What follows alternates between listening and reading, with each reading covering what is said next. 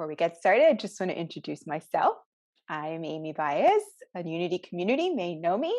I have been a participant at Unity for 20 years now, and you've also seen me on the platform and also as the chair of the Care and Communication Subcommittee for our Building Our Future committee. So I'm really excited about today, and I'm really thankful for your participation. Jack, I'm going to look at the screen now. I want to look at your face. So I'm going to look down a little bit. But I'm really honored to have this opportunity to do this Q&A with you. And I look forward to the questions that are going to be presented. So, but thank you so much for that interesting talk. I was taking my notes and writing these things down. I love the idea of inverse paranoia and so many other tidbits that were out there. So I want to first start out with a question, if you don't mind, before I get some presented from others. I want to know, so I noticed that you talk specifically a Can lot I interrupt you for about, a minute? Are you sure, no sure that problem. are you sure that everyone can hear us? Because it says there's 17 participants, but they're not here in gallery They're not view. going to show up on the screen. Oh, they're not going to show up on They- a screen. You're just going to. Right. I get it. I will relax and let you continue. Go ahead. It's okay. It's okay. Oh, look, see, one of them says, I can hear you. They can hear us. Hi, Okay, guys. good, good, good, good. So, yeah, so one of the things I noticed in your talk tonight and in other videos that you have on your YouTube channel, you talk a lot about the experience of joy and how important that is. And I recognize that as well. And I'm just wondering, I feel like it must be challenging for people to recognize that or act on that, even though it seems like it should be obvious in some ways. Mhm, So mhm. in your travels throughout the world, are there any societies that you feel are like particularly good at this, or they're like really good at being joyful, and do they have any particular habits that enable that? Well, as I travel around, I think people in Italy tend to be a little happier. There's just like we. I always say that you can tell the difference between Italian and American. We say thank you very much. And Italy, molto grazie. It's like it's a whole different energy of like of joie de vie, if you will, which is a French word. I think there are certain cultures. I noticed in Bali, I've been over there several times. People seem to be very, very happy. They all dance and they paint and they sing. Everyone has to have an art when they're a child, Mm, and it's a pretty much a Hindu culture, I think. So there's a lot of spirituality, if you will. Um, and I would also say Bhutan. My wife was there. I've not been there, but they say it's one of the happiest places on earth. And so I think that's another place. But I think that in general, joy, I just always say if you're not happy doing it, if you're finding yourself resenting it, it probably means you're not supposed to do it. It's not what you were in line for. That doesn't mean that if you're raising a child, you're supposed to love changing their diaper. I never did particularly, you know, but I loved being a father. I love, so that part, and if you don't like hanging out with animals, you shouldn't buy a dog. I mean, it's that simple. But a lot of people at work, like one of the stories I was going to tell about Raymond Aaron that I somehow lost the slide in the middle there. Maybe remember when I did that. He has a company with about 8 employees, and he never lets anyone do anything they don't love doing. So if you don't love doing it, delegate it to someone else. If I find you're doing it and you're not loving it, it means you're not in joy. It means you're not going to do a great job of it. And it means it's not yours to do. And the story he told me once, which I put in my book, The Success Principles, he was about to move from one apartment to a condo complex, and because he gotten divorced, and so he didn't need as much room, and he hates to move, hates to pack, hates to unpack. So he said, who on the staff loves to pack up things, organize things? And one person raised their hand. He said, great. Said, I'm going to go away for 2 weeks. I'm going to go to Florida. I'm going to hang out. Maybe it was the Bahamas, whatever. You're going to find an apartment. It's going to have 2 bedrooms. It's going to have, I need an office and a regular bedroom and all that. And you're going to take every drawer. You're going to see what's in it. You're going to photograph it. You're going to put that in a box. You're going to move it over there. You're going to unpack it, put it right back in the same dresser drawer. So when I move in, everything's the same. Same kitchen cabinets. You're going to put all the stuff out there the way I like it. He went on a vacation for 2 weeks. And we all know how much a pain in the ass it is to move. He went on vacation for 2 weeks, came back, everything was perfect. However, when he got to the condo, they wouldn't let him through the gate because they thought this other woman owned the condo, not him. He had to get her to come over and convince him because she'd been going in and out for 2 weeks. But he avoided all that pain. She loved doing it. That's the kind of life you want to live. So obviously there are times when you have to do some things you don't love, but the more and more you want to do more and more and more and more. And just the big thing is, do you deserve it? Are you worthy of it? We all got conditioned with, you got to work hard, pain is required, life isn't easy. Come on, kid, buck up, And I think that's not the truth. I think the truth is life can be much easier. I always say effort's required, suffering is optional. Yeah. I just redid the bottom of my house and I had to Uh, pack everything up. So I understand. And that would have been awesome to have someone else come do that for me. yeah. But I digress.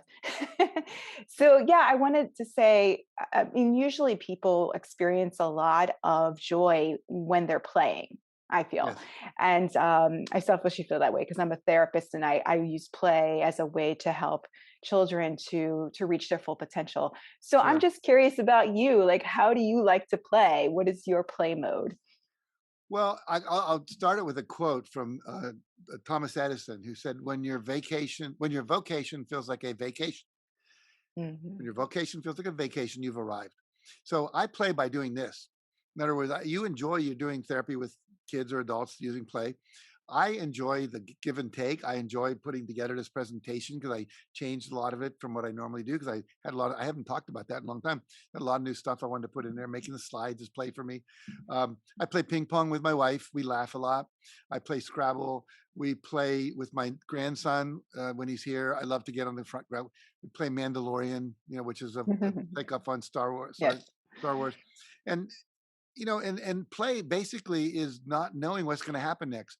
So when we're playing ping pong, I don't know where the ball is going to go next. So you're in the present moment. You have to be. That's why I like Yeah. basketball. I like to play basketball because that same thing. So for me, I love to play. I love to joke. I love to tell jokes. I use a lot of humor, as you saw, and I love to have fun with people. So yeah, Yeah, I did notice that. And I think it's really great that you pointed out that your work can be play. I stress that a lot to people because it doesn't necessarily have to be that definition of what we think play is or what a yeah, child does. It really can be what you find play, yeah. what brings you joy. And that is your play. So wonderful. So I And wanted to present. well, there's Okay. one more point with that. So in my company, like I run a company. I hate numbers. I don't like doing accounting. I like having the money, but I don't like doing accounting. I have Yeah. a woman who loves to do accounting. She gets off on it, and she would hate to do it. She would rather kill herself than get up on stage and talk to people. So if what's play for me is different than what's play for her, so if there's parts of your work you don't love, trade with people, barter with people. Earn money doing what you love, and then pay them money to do what they love. The more you can do that, and I think the thing I've learned recently too is there are a lot of college students who need internship experience stuff on their resume, letters of reference. You can find all kind of kids who do IT work, which most older people hate to do, that know how to do social media that most older people go, I don't know how to do Facebook. So, Mhm. reach out, find people to do the things you don't like. Yes, I always say the best check I write every month is the one to my housekeeper. There you go. So we have Anne who wrote in and said, she said, thank you, Jack and Unity. If you received a harsh diagnosis and had to go through some hard things, such as multiple surgeries, what are the top few things you can do? I'm assuming she means to maybe overcome some of those obstacles in order Sure. to do the things Sure. that you mean to do. Well, the main thing is to not. I go back to Byron Katie's work. What is, and it's only our beliefs that it shouldn't be that makes us feel miserable about it. So, if you've got whether it's back surgery or cancer or whatever you might have to deal with, it's called okay. If that's what I have to deal with, this is what I have to deal with. And so, if I keep thinking I shouldn't have happened, God doesn't love me, think about all the negative things. I'm going to be in pain. I'm not going to make the money. I'm not going to be able to play with my grandkids. Whatever. That's going to make you feel bad. So, I have a friend who was in maybe you've heard of him, W. Mitchell. He's a motivational speaker as well. And he got burned over most of his body in a motorcycle accident because it caught on fire. And Mhm. his fingers fused. So all his fingers are just like stumps like this. He said, I can't play chopsticks. I can't eat with chopsticks. He said, but I can speak. I can talk. I can learn. I can do all kinds of things. So I focus on the thousand things I still could do, not the 10,000 I couldn't do. The thousand I could do is plenty, you know. So focus on what you can do. And then go, okay, if I have to go through surgery, What do I need to learn? Do I need to learn hypnosis? Do I need to learn to meditate? Do I need to learn how to deal with pain? What's the best pain management to use? Should I be doing CBD or not? But in other words, take it on that this is the curriculum you've been given now, and don't be poor as me, poor as me. There's some greater learning in there that's probably not going to be a present at first, but give yourself permission to have it and to look for it, and then to surround yourself with loving, positive people and the support that Mhm. you need. I remember when I broke my knee skiing, and I couldn't. I had to walk on crutches for a long time, and when you walk on crutches, you can't carry anything from room to room. So I had to learn to ask, and the big lesson for me was to say, would you carry my sandwich into the living room and put it on the table? Because I used to do everything myself. I believe that I'm self-sufficient. When I Right. went to college, my dad said, if you need a helping hand, look at the end of your own arm. And that had kind of became my mantra for life for way too long. So I would say, and then if whoever asked the question, if you haven't read Loving What Is by Byron Katie, I recommend that book. It is life transforming in relation to your question. And then surround yourself with things that uplift you. Watch comedy. The only channel I listen to in my car is XM station. There's actually three channels that are comedy channels. I watch comedy on TV. I go to Hulu or Netflix and I search for comedy and I watch. Make sure you're laughing. Mhm. Watch things that uplift you, like Rocky. Don't watch things that are painful. Yeah, no, that's great advice. I Yeah. know I came across some podcasts that I really loved during the pandemic that I've kind of clung to because they're like my joyful, happy moments to just kind of laugh. Yeah. Good. So we have another question that's presented, and this is from Dale. How did you, we need to reread this. Yeah. Basically, find the way of being help. How did your way of being help you maneuver you and your company through the pandemic? I think that's what was trying to be said. Okay. My way of being. Well, at first, like everybody else was like, oh my gosh, OMG. All of a sudden we're shut down. Right. I was running a workshop in Santa Barbara at a local hotel. It was a small workshop, 20 people, all want to be best-selling authors. And halfway through the first day, in comes a sheriff, says, you have 1 hour to disband the seminar. Oh wow. And so fortunately, one of the people had a big home nearby where they had a big white wall. And so we went there and projected everything up on the screen there, and we were able to finish the seminar. But then it was called, okay, everything's going to be online right now. And I started saying, okay, three things we have to do. We have to figure out how do we keep income going. I don't want to fire my staff. One of the Right. things I did, uh, I started with there's always a way. There's always a way. That's a mantra. There's always a way. Um, I think I forget the woman who wrote the book. Everything is figure outable. Mm-hmm. It's a great Marie book. Forleo. Yeah, Marie Forleo. Everything is figure Yeah. outable. So we start with that in mind and said, okay, I don't want to fire my staff. So I got everyone in the company. I'd been in this essential oils multi-level marketing company called Young Living. I said, we're all signing up and we're all going to do oils. And we started doing that, which we could do online. And now I've got 2,500 people on our downline. My staff's all right under me. They're all making several thousand a month. So if we had to cut back, which we didn't have to do, we got a PPQ loan because we instantly said, okay, how do we do that? And then we started doing, what can we do online? And we started doing individual coaching online, which I didn't really want to do because it's time consuming, but Right. it's what you do. You work with people individually. And then we started doing, can we do group coaching online? We developed a group coaching program and always looking at what can we do? What can we do? What can we do? Always focus on what you can do, not what you can't do. And the other thing that came out of it was my wife and I have now spent 16 months together every night, which hadn't happened in 24 years of marriage.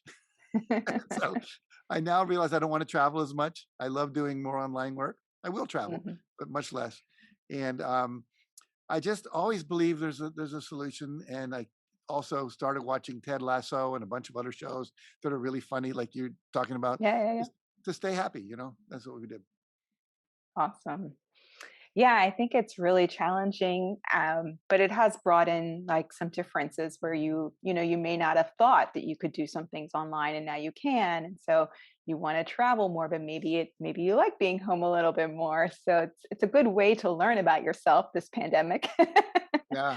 Uh, So I have another question for you that was presented from someone else. So what would you say are the biggest pitfalls when trying to live out who you are meant to be? Say it one more time. I was looking over at the chat that and I missed you. Sure. It says, what would you say are the biggest pitfalls when you are trying to live out who you are meant to be? Well, I think everybody has different pitfalls depending on your conditioning, how you grew up as a child, what your, if you're a victim of racial or gender prejudice. I mean, there's a lot of different things that can be pitfalls. Your education or lack of, the amount of money you have or not, the people you know or not, how healthy your body is or not. And so each person's pitfalls or challenges, I would call opportunities for growth, are individually yours to deal with. Sometimes it's family members, sometimes it's your ailing mom, sometimes it's your brother who doesn't think you should be doing that. Sometimes you got a kid to raise, sometimes you got an autistic child to raise. Sometimes, there's a new technology that comes into play that makes your technology old, you know. Mhm. And so I think that whatever it is, ask yourself the question, what am I supposed to be learning here? What do I need to do? What do I need to learn? And what's the lesson? And the other thing I didn't say in the other question that's relevant to both is when the pandemic hit, I called everyone I knew that was in the same business and said, "What are you guys doing?" In other Mm, words, it's time to reach out. And not everyone had an answer because some people were panicked, but the ones who did and were sharing ideas with me and me with them, we started doing summits together to help people get over fear. We did a lot of fear busting, if you will. We started teaching people how to tap and do all things like that. Because when you're in fear, you're in the amygdala, which takes you out of your prefrontal cortex, which means you're not creative, can't be.